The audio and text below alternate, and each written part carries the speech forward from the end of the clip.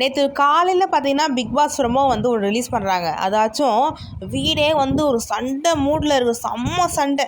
நான் யாருக்கு, நம்ம பிரவீனுக்கும் கமருதீனுக்கும். அதை பார்த்து ஏன்டா பிச்சுக்கிற அளவுக்கு என்னடா சண்டை, ஏன் இப்படி ஒரு சண்டை, என்ன ஆச்சு, யாரால் இந்த சண்டை வந்து ஸ்டார்ட் ஆகிருக்கும் அப்படின்னு எனக்கு வந்து ரொம்ப க்யூரியாசிட்டியாக ஆயிடுச்சு. ஏன்னா கமருதீனும் வாட்டர்மெலன் ஸ்டார் சண்டை போடுறாங்கன்னா ஓகே, அது எப்படி தொடங்கியிருக்கோன்னு நமக்கு தெரியும்.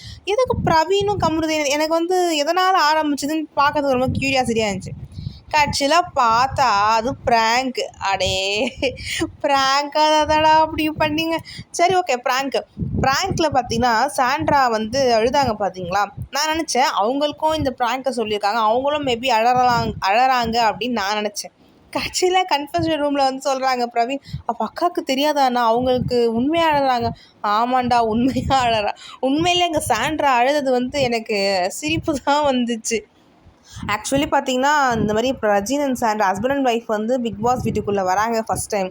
இதுக்கு முன்னாடி வந்து பாலாஜி அவங்க ஒய்ஃப், அவங்க 2 பேரும் டிவோர்ஸ் ஆனாங்க. ஸோ ஓகே, இவங்க தான் வந்து ஹஸ்பண்ட் அண்ட் ஒய்ஃபாக வந்து வராங்க.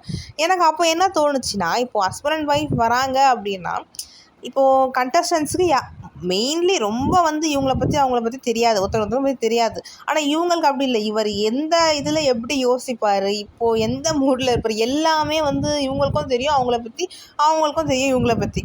ஸோ இது எக்ஸாம்பிள் வந்து நேற்று நடந்தது தான். ஒரு ஃபைட் நடக்குது, அங்கே உங்கள் ஹஸ்பண்டை புஷ் பண்ணுறாங்க, ரொம்ப பெரிய சண்டையாக நடக்குது. ஸோ அதையே வந்து உங்களால் தாங்கிக்க முடியல, அழறீங்க, அப்படி அழறீங்க. ஸோ நாளைக்கே பார்த்தீங்கன்னா பிரஜினுக்கும் இன்னொரு கண்டஸ்டண்ட்டுக்கும் வாக்குவாதம் போகலாம், பெரிய ஃபைட்டாகவும் நடக்கலாம். அப்போல்லாம் வந்து சாண்ட்ரா வந்து ஃபைட் பண்ணாதன்னு சொல்லிட்டு அழுவாங்களா? இல்லை இது வந்து ஆப்போசிட்டாக திங்க் பண்ணும்போது இப்போ சாண்ட்ராவை யாராச்சும் பேசுகிறாங்க, இல்லை சாண்ட்ராக்கும் வேறு யாருக்கும் ஃபைட் வருது அப்படின்னா பிரஜின் போய் நிற்பார். ஸோ இது என்ன அப்படின்னா, இப்போது for example Parvati and watermelon star இருக்குவேன். இப்போ வாட்டர்மெலன் ஸ்டாருக்கு ஒன்றுனா பார்வதி வந்து பேசுகிறாங்க, அதை வந்து வைல்ட் கார்டு கண்டஸ்டன்ட் வந்து தப்புன்னு சொல்கிறாங்க. இப்போ நாளைக்கு என்ன நடக்கும்னா, இப்போ சாண்ட்ராவை ஏதாச்சும் பேசுகிறாங்கன்னா பிரஜின் வந்து நிற்பார்.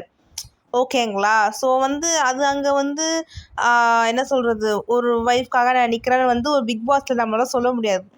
பிக் பாஸ் அப்படின்றது ஒரு இண்டிவிஜுவல் பிளேயருக்கான கேம். அதே மாதிரி இந்த மாதிரி கப்பிள் வந்து பிக் பாஸ் ஹவுஸ்க்கு போகிறாங்கன்னு சொல்லி எனக்கு ரொம்ப க்யூரியாசிட்டியாக இருந்துச்சு. ஏன்னா அது வந்து எப்படி இருந்தாலும் ஒரு சிங்கிள் பர்சனாக தான் விளையாட முடியும் பிக் பாஸ் கேம்ன்றது. ஃபேவரட்டிசம் பார்க்க முடியாது. என் ஹஸ்பண்ட்றதால என் சாப்பாடு அவங்களுக்கு வைக்க முடியாது, என் ஹஸ்பண்ட்றால அவங்க துணியை வந்து நான் துவைக்க முடியாது, அதெல்லாம் வந்து பண்ண முடியாது. கரெக்டாக? ஸோ என்னதான் அவங்க நாங்கள் வந்து இண்டிவிஜுவலாக ப்ளே பண்ணுவோன்னு சொன்னாலும், ஸோ அவங்கள ஏதாச்சும் பேசினா இவங்களால பொறுக்க முடியாது, இவங்கள ஏதாச்சும் பேசினா அவங்களால பொறுக்க முடியாது. ஸோ நேற்று எப்படி நடந்ததோ அந்த மாதிரி தான். ஸோ அது ஒரு கட்டத்தில் மீறப்பட்டு தான் ஆகும். ஒரு கப்பில் பிக் பாஸ் வீட்டுக்குள்ளே அனுப்பலாமான்னு கேட்டால் என்னை பொறுத்த வரைக்கும் நோ.